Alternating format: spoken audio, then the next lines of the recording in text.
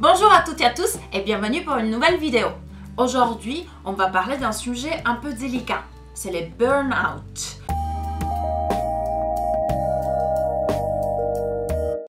Avant, on disait plutôt une dépression nerveuse. Bref, aujourd'hui, on parle des burn-out.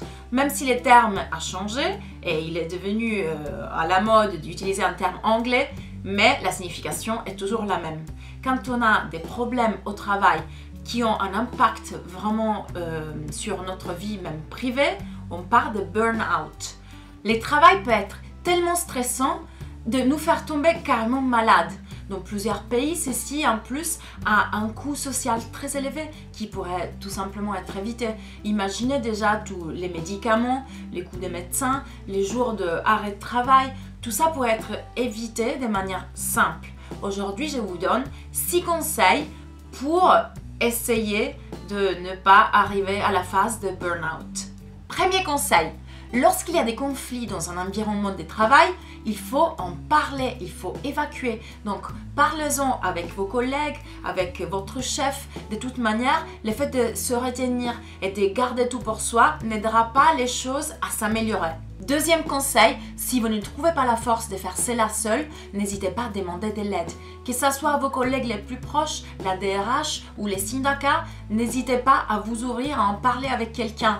Eux, ils connaissent peut-être déjà les fonctionnements de la boîte encore mieux que vous et ils sauront vous aider. Il faut savoir également qu'il existe des associations qui sont là pour vous aider et pour vous soutenir en cas par exemple d'harcèlement. Point numéro 3, protégez toujours votre vie privée et votre espace privé. Ce qui veut dire que dans cet espace, vous devez vous sentir autant que possible serein et apaisé.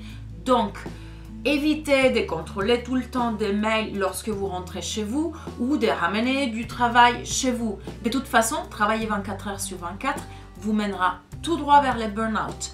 Alors, respirez et, comme je vous dis toujours, n'hésitez surtout pas, encore une fois, à demander de l'aide si vous avez une surcharge de travail.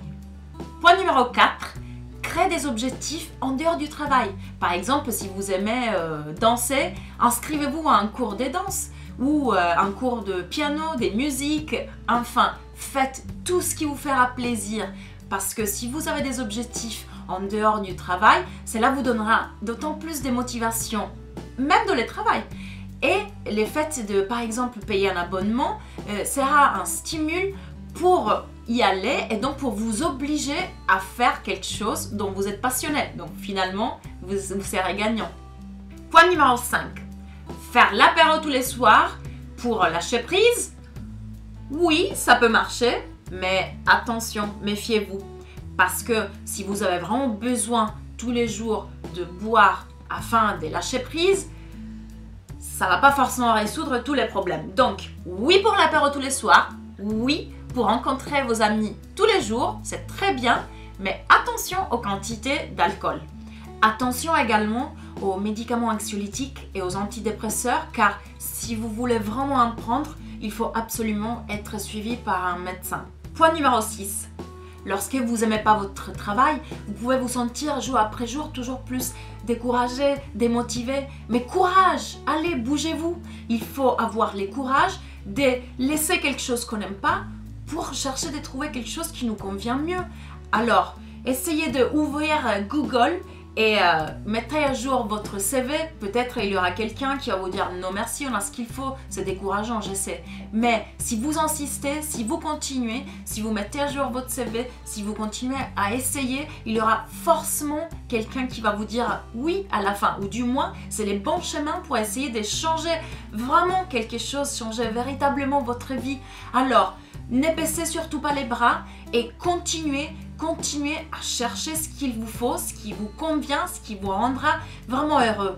Donc, au lieu de vous mettre pendant 2 heures et 2 heures sur Facebook et regarder des vidéos qui ne changeront en aucune manière votre vie, allez, bougez-vous, je vous surveille.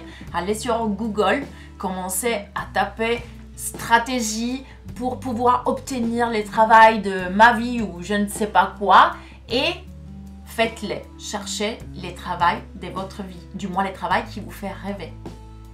Enfin, faites toujours de votre mieux, tout en sachant que la perfection n'existe pas. Donc, soyez indulgents vis-à-vis de vous-même, courage, tenez bon et ne lâchez jamais un objectif tant que vous l'aurez atteint. Bon, on arrive à la fin de notre vidéo et comme je vous dis toujours, moi je vous ai donné des conseils, mais après, c'est à votre tour de jouer et il ne vous reste plus qu'essayer.